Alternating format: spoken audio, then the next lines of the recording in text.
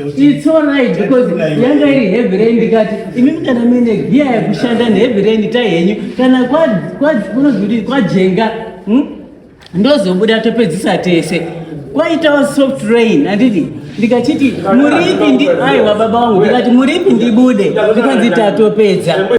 But I know that in the road. Andina kuzvakare nenyaya road. Yakapinda sei nyaya road. This na kuzi Elizabeth small defendant. Community ndio plenty bandina yakadaro on record. Ndikuona gadisi kwa sisi ndikuona ndikudzinyirirwa. Chaiwa ndikuona ndikudzinyirirwa. Aiwa bamkwasha wangu. Sei kana uri mutsva pa platform ino baya zvako kabhero ako kuti usubscribe urege kuzojambwa nedzimwe nyaya itsva adzinenge dzatisvikira nedzinenge dzauya pakati pedu.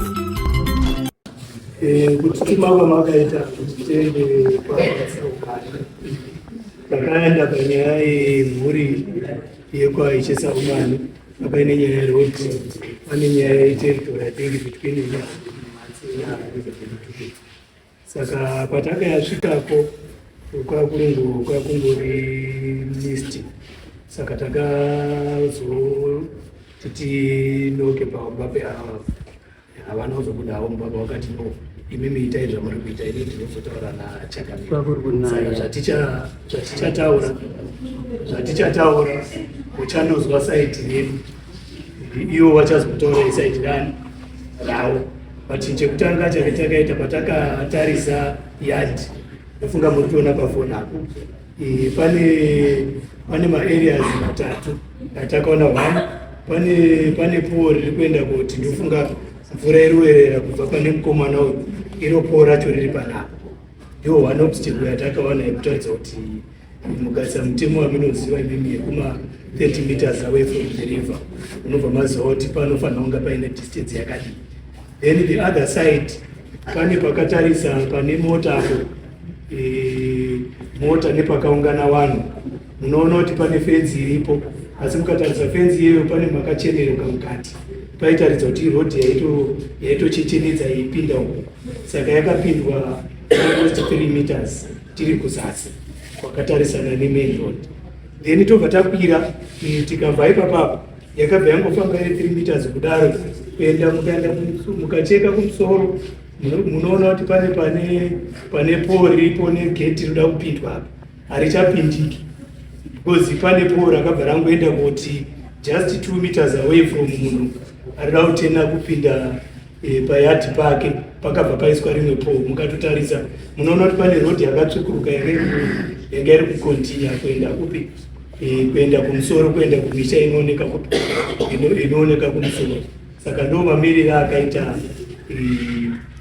saka isi takangorekomenda kuti kumusoro sezvo munhu anga asi kuti akarekomenda kuti kumusoro anofanira kushifta 2 meters kubva papowa kupinda 2 meters mukati.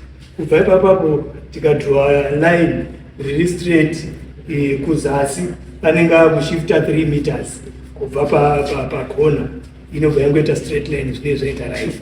Then kune mvura uko ndofunga pano pamuri kutoona kuti fenzi yakaiswa mumudhuri wefenzi ndofunga mapawani kutoshifta chaiko road yanga iri kumusoro ndobva yangochiitwa saka wakabva wangoenda kuti kwakuine road ikoko kubva kufenza mukati bva kuti chigoronga itya kutoti fenzi road bvatangongofamba ipai fenzi iri kutofamba iri mumadziro zvakangoitwa ngamadziro aya iyo yadhi iri kutangira pai iri kutangira pamusoro ndio side refense. Then papaine nyaya uyu hatina kuzongotataura naye nezvayo iyi yakazonge iri yeteritori chete but ichesaumana akanga aripo takava nenguva yekutaura nawo maringe nezviri kuitika pamusha ipapapo nemucommunity. Ichesaumana akapawo history yekuti no musha uyu musha wekwadzoma hausi musha wekwamwadze. Muzukuru mwadze ari kutoda kuinherita wane kumusha kwavo ndofunga nekwasamaringa kwakatoroorwa mai wacho ndokunogara mai wacho asi apapa history yandakapiwa inenge ine vana unga vatatu wekwadzoma wainzi mwanasikana wekwadzoma akanesana nemurume kana kuti akaita sei ainzi enda unogara panzvimbo papi, enda unogara panzvimbo ipapapo. Saka ndine mazita anofunga pana Monica Dzoma, pana Elizabeth Dzoma, pozoita aizi Rena Dzoma, ndofunga ndiye arurarama zvinezvi.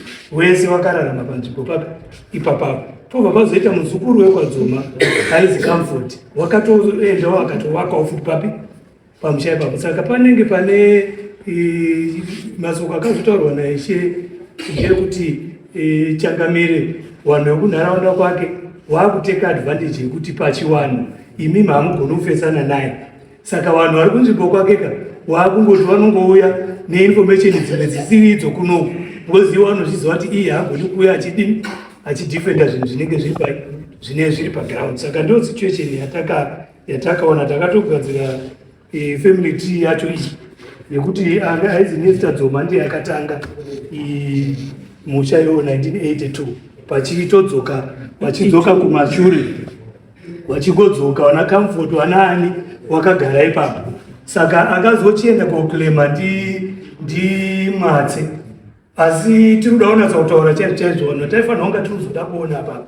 Ndaifukidzira kuti vanhu vekwadzoma vaifanira kuuya vazotibatsire maringa nenzvimbo yavo yavaiti vanopa vana vavo vachigara kana paine pavanenge vanetsana nemhuri kana kuti chii. Saka ndiyo situation yatakazongoonawo takungoitawo another business kuitira kuti tisazodzokezve patinenge taenda. Saka ndingangoti short ndo zvatakaita. Saka vochitibatsira because ava hatinogona kuonana navo. Saka ndo masoko ano.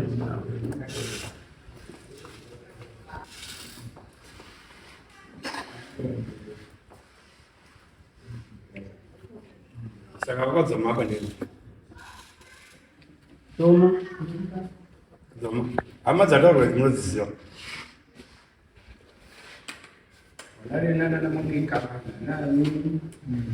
unovaziva here Rena ndiye hanzvadzi baba vangu ndii ndiri kuda Dzoma. Saka Rena ndiye hanzvadzi baba vangu ndiye wakazogara panzvimbo ipopo, ndiye wakazopiwa kare kare tisachaenda. asi pagara wasikanaka inzvimbo yekuti murembo wadzoma semanzoda kuita inoti musikana anenge aita problem kugara anoendeswa panzvimbo ipa. Ndinoziva kuti Monica akagara kuhere, ataura kuti Monica akagara kuhere, Comfort akagara kuhere. Tingatsira nezviri jenyi zvisina Ndinoti tete ndiye wakapiwa nzvimbo iyo.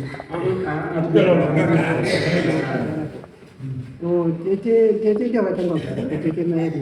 Kaizogarani Monica wakazogara Comfort.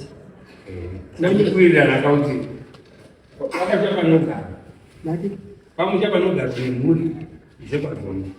tete ndiye wakapa kuti Comfort agaripo. Wozotera Monica wakazogaripo. Comfort muzukuru. Saka tikubvunza kuti panotongwa nani Mushange kwa Matingo kwakakarorwa tete. Tete mukunda akadzoma. Asenda ari mai Matingo ndiwo ane nzvimbo iyo. Ndi mai Matingo kwa mukadzokwa Matingo. Ndiyo ne Comfort wekwadzoma. Asi ari muzukuru zvewe. Ayake ndiyo mukunda. Sataure zvemupenzi kawanda pakapuwa tete nezvetete mukunda dzoma iye nezvemakuti Tete panotongwa nevanhu kwamatingo. Tete muridzi panzvimbo ipo ndiwo akapiwa muda iwo. Mukunda dzoma. Ari mai Matingo.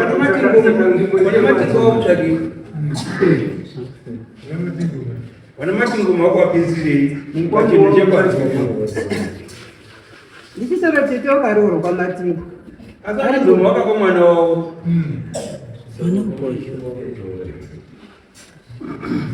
Shona ndimurutaura handiti kuti panotongwa nani apanozona dzoma kuzona dzoma ruchinjana kunopagara handiti vana matingo varoora munhu vana matingo vatone misha yauka asi uyu wakwadzoma musha uyu uri kuti vasikana vanetsana nevarume kavarwara kana vadini hapenu zvinoitika musha kwenyu pane anoendeswa apa kana pasina munhu boendeswa mumwe kana pasina ndizvo here kana kuti kunyepa ukabva kumakakirema kamuzizira kandinozoenda kuno mukazvo kandi pakati kanobva kaoma ndinozati tete ndiye akari kubuda mai matingo akari kubuda padzogo ari mukadzi wekwamatingo ndiri mukunda kwadzogo mukunda kwadzogo mukuzukuru wekwadzogo saka ndepari pamatingo makazani yachizokegare ndiriona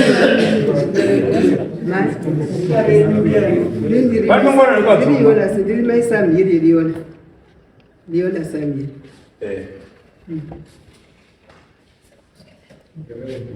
zokegare basi nyaya inogara kudzoka panyaya iona aazokoma toda vangu vazongopedziseka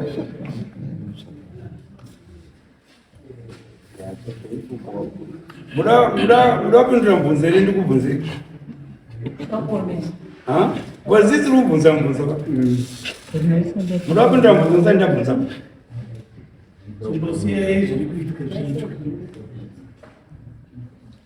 ukapindura mubvunzo usina kubvunzwa ichautodzoka uno maivanonga muri padare rakati vanovanhu vakauya kuinspections ndio side yemusati manzwa andinondibvunza waere kuti ngei matodecida kwakusonaya ere wati kwazi mist ndikatoti ndikabata muromo kwakuri kunaya heavy kwete kunaya zvishoma heavy rain aiwa heavy rain mira imapedza penyu it's all right because yanga iri heavy rain ndikati imimi kana mine gia yekushanda neheavy rain tai henyu kana unozviti kwajenga ndozobuda topedzisa tese kwaitawo soft rain handiti ndikachiti muripi aiwa baba wangu ndikati muripi ndibude ndikanzi tatopedza Go side lang of the story. That's what I should I haven't given that side of the story. I was afraid I don't know what you're still doing. The investigation is not ownership. Yes, people they are. Imi mamuso yuko ati wrong, erroneous. Imi mamuso yuko adzomaba. Saka isi teachers ozwa ndiri muzukuru dzoma. Just as comfort wanga ari muzukuru wekwadzoma. Ini ndiri muzukuru wekwadzoma. Same fanana. Comfort chayanga asiri dzoma. Anga ari muzukuru. Ini ndiri muzukuru. Nyaya kuti road yakapenzwa. Ngati? Nyaya kuti road yakapenzwa that was not road yakapenzwa. Mama. Sorry, Changamiro wangu. The first thing there is kuti. Haina tere mira imbuya. Garai pasa. Sit down and listen. But I know that in the nyaya road. Bandila kunzvakare nenyaya road. Yakapinda sei nyaya road. Isina kuzi Elizabeth Moa defendant. Community ndio plenty bandila yakadaro on record. Ndikuona gadziriswa ndikuona ngati kudzinyirirwa. Aiwa ndikuona ngati kudzinyirirwa. Aiwa bamukwashi wangu azvinonaka baba. Wona ndipa chance ke yakutaura. Ndipa chance. Mushaidzakawanda watoronaize pamada dzakapindura chigara alright I'm sorry ndekende chigare but munodipawo chance yekupindura zvataura manyepo akazara akawanda anoprovika kuti kuti mafacts anditaura ndio mafacts echokwadi ndinourombo handisi kuda kuva rude kudare bandoziva maconsequences acho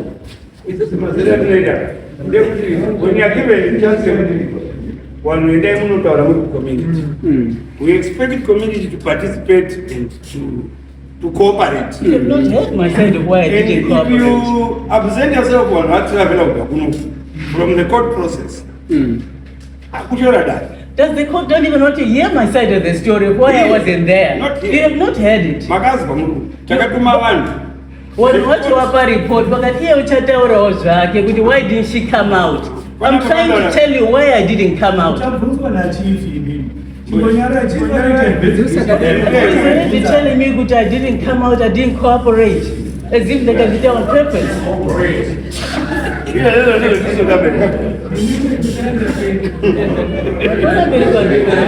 Wangaroorwa atorine mwana panotodzikana kuti pambuya marena wese ancient people wariko vane bvudzi chena serangu ukabvunza kuti pamarena unobva wapaziya ukataura any other name hawaziba. Fortunately Rena wacho uripo uyo wakauya futi second or third time now. Rena wacho only child one Nesta Matingo akazorwa kwaMatingo. Nesta Matingo anga asina mwana kusiya Rena wake munhu wemudzimai. When she died wakapa musha kuna Comfort muzukuru wekwadzoma. Mwana wehanzvadzi yaNesta Matingo kana kuti Nesta akazvarwa kwadzoma. That's Comfort. Out of wedlock child. I remember ndakabata sitama ndimutangizwa kuti wakarambwa achiri mudumbu. The father rejected the pregnancy until mwana azokura sterek achikudzwa nasekuru wake, the brother to my grandmother, Dzoma. Saka aitozi Dzoma. Azoonawo vanhu vekwake wasiri wana Dzoma. Ndopaanga kuda kuzochenda hake ikoko kuti ndinozi zita rakati. Asi haasi Dzoma, muzukuru wekwaDzoma. Just like inini ndimuzukuru wekwaDzoma as well. Ndio first lie yataurwa because pamushange paDzoma. Dzoma upi wacho. Nesta Matingo akazvitsvagira ega ari shirikadzi like me musha wake. Saka ndandikorekte mukomana uri because takaona mafacts. What fact? Uchiti kwazi mushange wekwaDzoma wekwaMatingo. Sorry sir. Give your report. Don't attack people. Okay. Well, thank you. I will not attack people. I'll just say the facts. The report. Give is waiting for the report. Yes, I'm on it.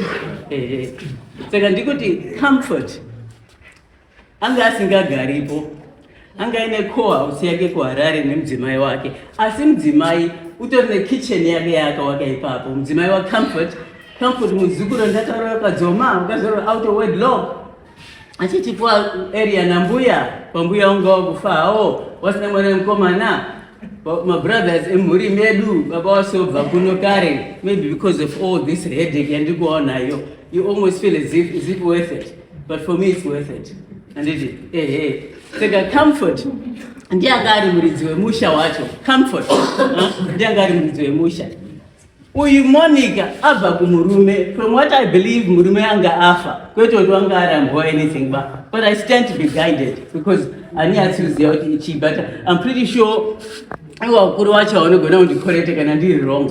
Wakachizi instead of kugara paDzoma patoripo, wakachizi agare hake paComfort pacho. Akatomuita friction ati warora naanatetere whatever. Arikugara mukitchen yatete Monica instead of staying mukitchen yambuya wangu Nesta Matingo, not Nesta Dzoma. So iye ndava ndaibatanidza nenyaya yeminda because the same story. Minda payakapuwa muzukuru waSabhuku Shingi, Comfort anga achiri mupenyu. Wakatanga kufa ndiMonica Dzoma, mukundo wekwaDzoma. Comfort muzukuru wanga apuwa pambuya was very much alive. Saka mukomana uyu kudare rendaka ndakatenderedzwa nemasahumani ese emuarea macho ndiri ndega one out. Andidi wakati dranzi sorry my sir. Yeah.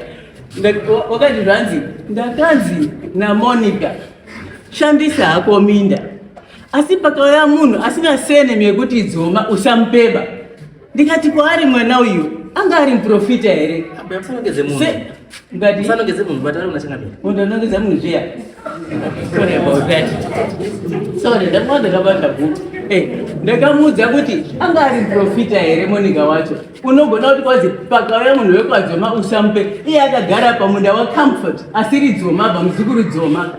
And Comfort achiri mupenyu. Comfort achiri mupenyu. Yes sir. What was the purpose of this visit? It was two issues. First one? The Minda issue ndiyo ndakabvira kupinza because the homestead issue mama resolve. Yes, then the Minda issue mukati come back. So I came back for the Minda issue. But ndisakagara apo ndaudzwa vari kuti mbuya ngabvaisa po mbuya ya. Vandakubakia ndinonga ndindi kutaurwa nezvangu. Zvabvengana manje. Ndinoda kutaura nyaya yeMinda. Auya mapadare emotional nenyaya yemakuhwa padare. Veitwa imiziya zvamafambira chete isu tega issue yandakakumirira kuma yange iri chii yange iri minda nerod yange iri minda nerod road yakaita sei yes the road ndikaona fence yakajamba yakapinda murodi pane pamwe pautobuda pauratidza kuti kwakatogridwa kusvika asi kwakagridwa fenzi yake yanopinda nepakati nepane gedhi ndapaona gedhi yekuti munhu achakwanisa kutenga kupinda mukati is there yes is there ikuti yanga yari ichi nekurwizi pori remurwizi riri just about mashanga yeparugara kuzvikomana ndokutoti munhu anozosvika bhoza vakaramba vari vaitobonga ri padoko anokodomborera mwana wangu it was raining sorry ndakafanira kundonyarira even vanhu vari kunditaurira zvinhu zvandikutadza kucontaina nekuti manyepo sorry about that. It's also our problem. Can you imagine how frustrating it is? Kuti vanhu vabva kuno kumanika bridge uya kwasa humani handiti imi mosvika vanhu vasvika kubva kuno mosvika mota I can't get out because corona is asi vamwe vanhu varipo pese vakapfeka maraincoat vamwe vakataura maumbrella vamwe vakaita sei handiti and the purpose of that visit ndeyekusolva issue yenyu imi and then you choose not to attend because corona.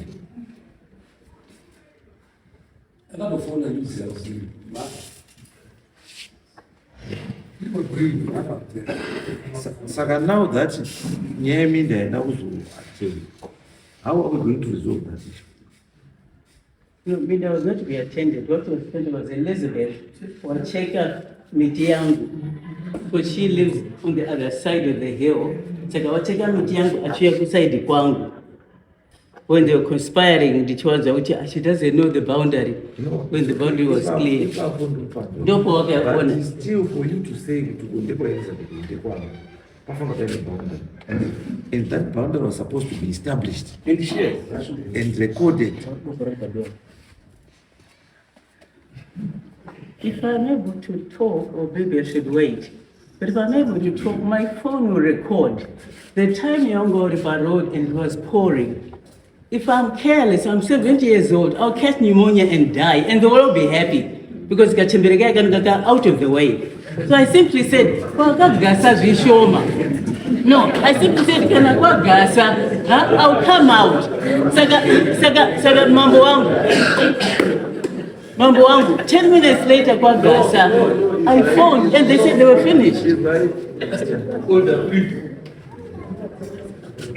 You've got the right to help. And it's your right. We are not disputing that. Kuti mimi kusabuda is because you knew kuti healthy wise hazopitizwa nini. Not forever, just for that we are not saying kuti I'm not. It's your right. And I was going to come out. Asi ndo sanotika time yemeda uzobuda. It was not only your issue yenda kuattend to Wonderful. Was not when you go to Wonderful. To recover the whole of Wonderful. Can you imagine from sa woman kusvika kwashikomba kusvika kuchavanga kusagambe zindi kwese kune kudokavo saka people almost afana kumira utazi imi mati uchazobuda yenyu kana yagasa. People had other things to attend to. The road was not even my issue that I should die for with pneumonia. I did not bring an issue before the court year road. That one is not an issue. And so I told this also. Kuti wanhu vadzoke futi ikoko. And there's cost involved. And who is going to bear that cost? That's part of, may I answer? Yes. That's part of why I'm here. First of all, there is zero need for that road. Zero. It is not a loop road. But on a loophole. Nice and plain, between two hills. Pan a loop road, inaenda kuside power hour, nicely kuside other side of the hill. Where do we other side of the hill? Saka road inaenda uko inoenda straight. Yobhazi ndopenda kugomo kwenanda kadwa kumotenga yakazoramba ikandidzosa kwa Ishe kuti Ishe no zvanyanya ndikachizwa nemusha today as I do. Anaunzwa mambo wangu. That road iyi yatoswa nezvakaiyi. Yakamboiswa nani?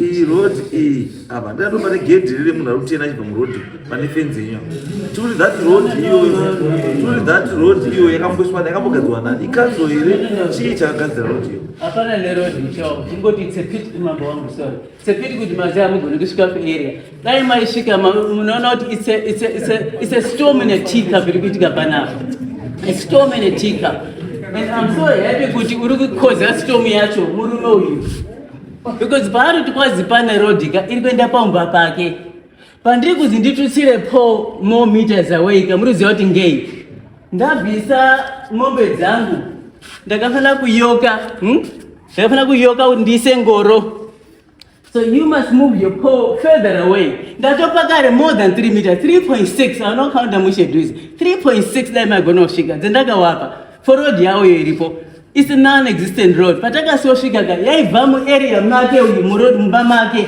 ndopakabva greda richikwira upward manje through munda richiguma futi mumunda medu top boundary beyond there it's a path a footpath so there's no road we're talking about pangu pacho hapana mbotogredwa yaitobva pake ndakatomubvunza kuti veriseni road iri kuendepi pamba pake yes rikakwira munda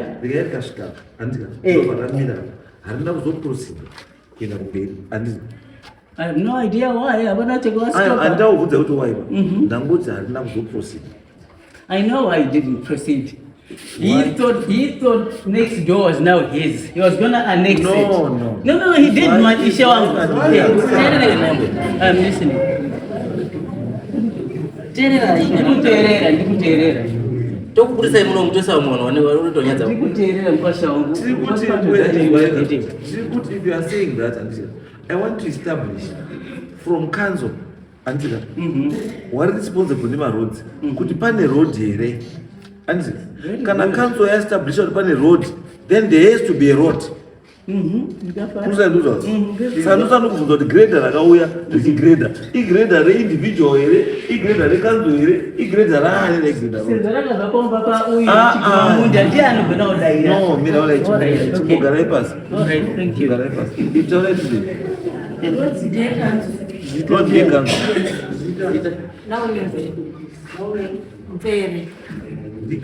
ndikanzira area yes road ndekanzo kwakaigada rekanzo right so kana road rekanzo rine ma specific measurements rinoita adhere to which is 7 meters from the center of the road ichibuda then 7 meters from the center of the road ichienda the other side kuita a total of almost about 15 meters ndio road minoza papindu ichi musaite anything within that 15 meter radius andizve ndosaka ndokubvunza kana iri kanzoka anditi inini what I'm going to do now I never wanted to invite council kuti be part of this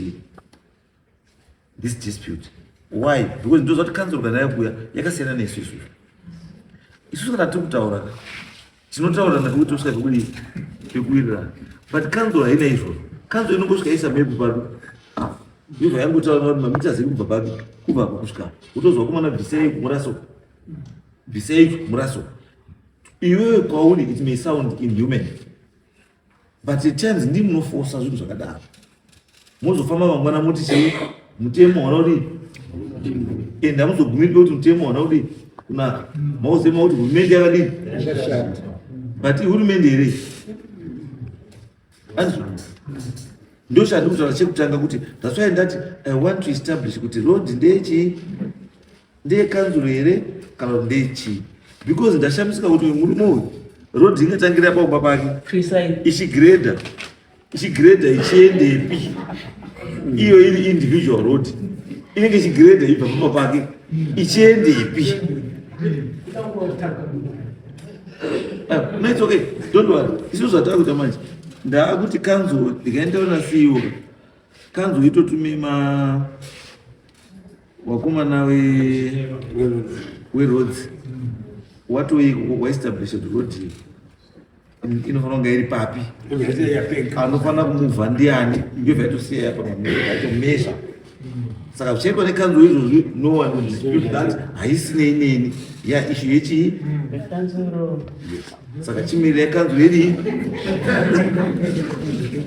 chimirira kanzo yoita sei anamwa chiregera kanzo yoita sei iuye andizvo saka unhu dzatona yoita sei tapedza